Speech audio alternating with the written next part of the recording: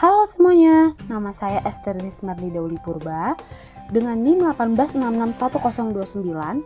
Saya dari jurusan akuntansi, Prodi Keuangan dan Perbankan, Politeknik Negeri Samarinda. Nah teman-teman, dalam video saya kali ini saya akan mereview tentang bab 6, yaitu hukum perburuhan. Yang pertama, apa sih istilah-istilah dalam ketenaga kerjaan? Ada apa aja ya? Nah, yang pertama itu ada buruh. Buruh adalah setiap orang yang bekerja dengan menerima upah atau imbalan dalam bentuk lain. Yang kedua ada pekerja. Pekerja adalah setiap orang yang melakukan pekerjaan baik di dalam hubungan kerja maupun swaprakerja. Yang ketiga ada karyawan. Karyawan adalah orang yang bekerja yang sifat pekerjaannya identik dengan halus dan tidak kotor. Yang keempat, pegawai. Pegawai adalah setiap orang yang bekerja pada pemerintah, yakni pegawai negeri. Yang kelima ada kuli. Kuli adalah orang yang bekerja dengan mengandalkan kekuatan fisiknya, seperti untuk membongkar muatan kapal atau menyangkut barang dari stasiun satu dan memindahkan barang tersebut dari satu tempat ke tempat yang lainnya. Istilah lain yang digunakan untuk menyebut kuli sebagai pekerja kasar.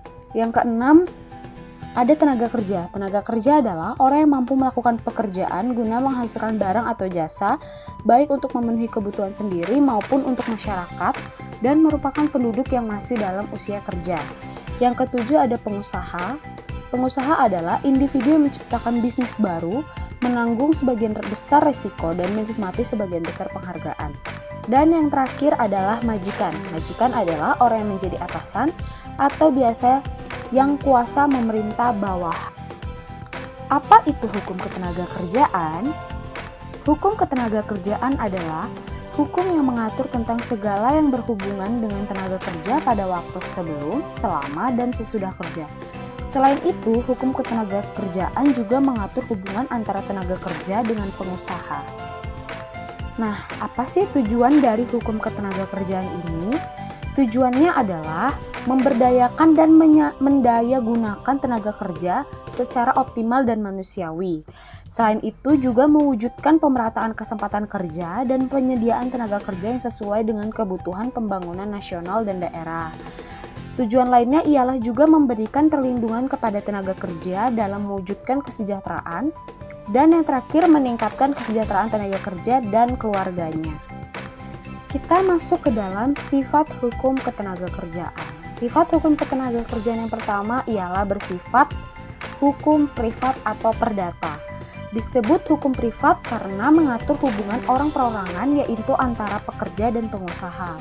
Yang kedua bersifat hukum publik karena dalam pelaksanaannya diperlukan campur tangan pemerintah, contohnya penetapan upah minimum, perizinan yang menyangkut ketenaga kerjaan, masalah penyelesaian hubungan industrial, dan adanya sanksi terhadap pelanggaran atau tindak pidana di bidang ketenaga kerjaan. Yang terakhir bersifat memaksa, artinya hukum yang harus ditaati secara mutlak dan tidak boleh dilanggar. Contohnya, pasal 42 ayat 1 UU nomor 13 tahun 2003, yaitu tentang izin penggunaan tenaga kerja. Yang kedua juga terdapat pada pasal 59 ayat 1 UU nomor 13 tahun 2003, yaitu tentang pembuatan perjanjian kerja waktu tertentu.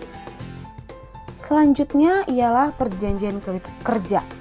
Apa itu definisi dari perjanjian kerja? Perjanjian kerja adalah suatu perjanjian antara pekerja dan pengusaha secara lisan atau tulisan, baik untuk waktu tertentu maupun untuk waktu tidak tertentu, yang memuat syarat-syarat kerja, hak dan kewajiban pekerja dan perusahaan. Nah, perjanjian kerja ini terbagi menjadi dua. Yang pertama, perjanjian kerja waktu tertentu, dan yang kedua, perjanjian kerja waktu tidak tertentu. Perjanjian kerja waktu tertentu adalah perjanjian kerja antara pekerja dengan pengusaha untuk mengadakan hubungan kerja dalam waktu tertentu atau untuk pekerja tertentu. PKWT atau perjanjian kerja waktu tertentu harus memenuhi syarat-syarat sebagai berikut. Yang pertama, didasarkan atas jangka waktu paling lama 3 tahun atau selesainya suatu pekerjaan tertentu. Yang kedua, dibuat secara tertulis dalam 3 rangkap untuk buruh, pengusaha, dan disnaker. Apabila dibuat secara lisan, maka dinyatakan sebagai perjanjian kerja waktu tidak tertentu. Yang ketiga, dalam bahasa Indonesia dan huruf Latin atau dalam bahasa Indonesia dan bahasa asing dengan bahasa Indonesia sebagai yang utama. Yang keempat, tidak ada masa percobaan atau probation. Bila disyaratkan maka perjanjian kerja batal demi hukum. Selanjutnya, perjanjian kerja waktu tidak tertentu adalah perjanjian kerja antara pekerja atau buruh dengan pengusaha untuk mengadakan hubungan kerja yang bersifat tetap. Pekerjanya sering disebut karyawan tetap. Syaratnya adalah, selain tertulis, PKWTT dapat juga dibuat secara lisan dan tidak wajib mendapat pengesahan dari instansi ketenagakerjaan terkait. Yang kedua, jika PKWTT dibuat secara lisan, maka perusahaan wajib membuat surat pengangkatan kerja bagi karyawan yang bersangkutan. Yang ketiga, PKWTT dapat mensyaratkan adanya masa percobaan kerja atau probation untuk paling lama 3 bulan. Bila ada yang mengatur lebih dari 3 bulan, maka demi hukum sejak bulan keempat si pekerja sudah dinyatakan sebagai pekerja tetap. Selanjutnya ada undang-undang terkait hukum ketenagakerjaan. Jadi berikut adalah undang-undang yang terkait dengan hukum ketenagakerjaan. Yang pertama adalah Undang-Undang Nomor 13 Tahun 2003, yaitu tentang ketenagakerjaan.